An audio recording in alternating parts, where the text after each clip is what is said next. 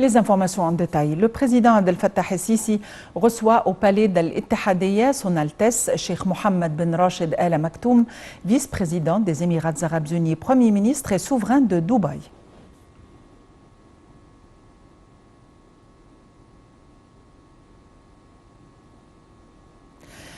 Le président Abdel Fattah el-Sisi a reçu jeudi le recteur de l'agence universitaire de la francophonie, Dr Selim Khalbous, en présence du ministre de l'Enseignement supérieur et de la Recherche scientifique, Dr Ayman Achour.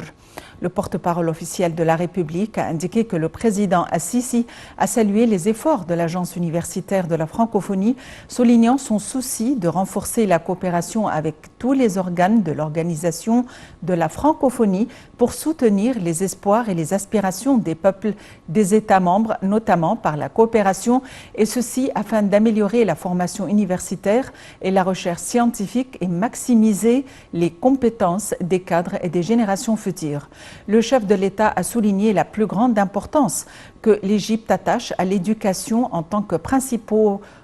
que moyen principal d'aider l'État à relever les défis et à atteindre les buts et les objectifs. Le recteur de l'université a salué l'Égypte pour son soutien historique pour l'AEF, soulignant le souci de l'agence à élargir le niveau des projets conjoints et promouvoir le rapprochement avec l'Égypte. En guise d'application des directives du président Abdel Fattah el-Sisi, le gouvernement a décidé une prime exceptionnelle de 300 livres égyptiennes pour les fonctionnaires d'État et les retraités, outre de hausser le SMIC à 3000 livres égyptiennes. Dans une conférence de presse, le Premier ministre, Dr Mostafa Madbouli, a indiqué que la primature a décidé de hausser le SMIC de 2700 livres égyptiennes à 300 livres. Madbouli a assuré que la protection sociale va permettre de soutenir les familles via les cartes d'approvisionnement avec des sommes de 100 livres, 200 livres et 300 livres. Ces sommes sont consacrées à près de 10 millions de citoyens et cela devrait être maintenu jusqu'au 30 juin 2023. Le Fonds monétaire international a accordé 3 milliards de dollars de prêts à l'Égypte, a annoncé le gouvernement jeudi, alors que la livre était dévaluée de près de 16%, comme le réclamait l'institution internationale, pour accorder cette rallonge au pays. Le point. Le Fonds monétaire international a accordé 3 milliards de dollars de prêts à l'Égypte, a annoncé le gouvernement aujourd'hui, alors que la livre a été dévaluée de près de 17%, comme le réclamait l'institution internationale, pour accorder cette rallonge au pays où l'inflation est galopante.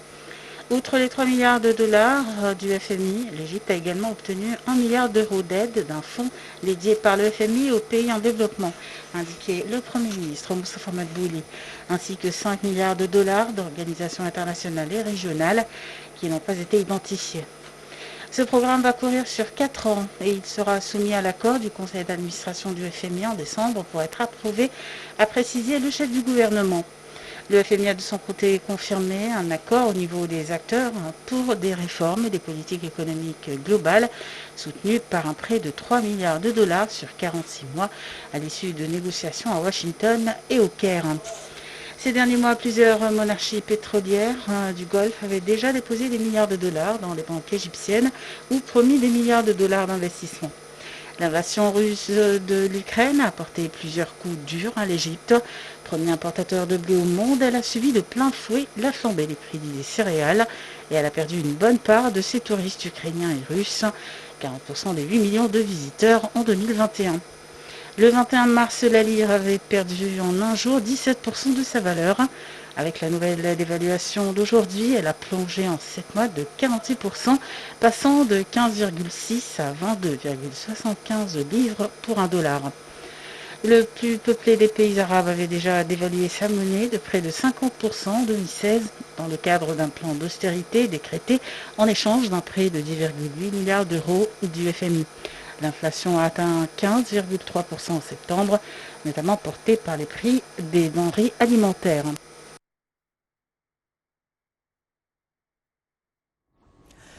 Le chef du comité de l'industrie de l'Association des hommes d'affaires égyptiens, Majd Al-Manzalawi, a déclaré que la libéralisation du taux de change de la livre par rapport aux devises étrangères encouragera les Égyptiens à l'étranger à augmenter leur envoi de fonds vers l'Égypte. Il a ajouté que le marché commencerait à se stabiliser après une longue période de confusion et que la décision de la Banque centrale de passer au taux de change flexible était courageuse et arrivait au bon moment parallèlement au paquet de mesures de protection sociale prises par le gouvernement hier.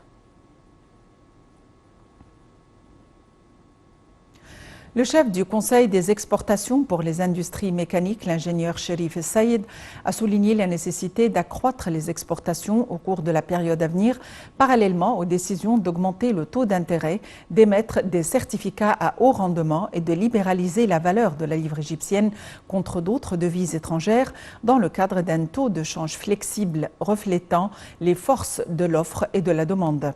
Saïd a noté que l'augmentation des prix en dollars de cette manière était attendue avec la libéralisation du taux de change, et cela s'est produit en 2016 lorsque le prix a dépassé 20 livres, puis il a rapidement diminué à nouveau, ce que nous prévoyons d'ici une semaine ou 10 jours avec un équilibre entre l'offre et la demande.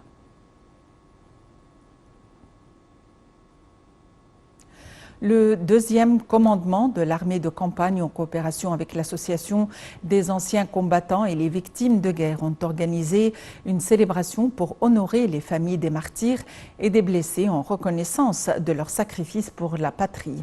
Ceci intervient dans le cadre des célébrations de l'Égypte et des forces armées à l'occasion du 49e anniversaire des glorieuses victoires d'octobre et dans le cadre du souci du commandement général des forces armées de fournir le soutien aux familles des martyrs et des blessés dans les opérations de la guerre d'octobre 1973. La célébration a commencé par une minute de silence pour les âmes des martyrs de la patrie. Pour sa part, le commandant de la 2e armée, Mohamed Rabia, a prononcé un discours en cette occasion.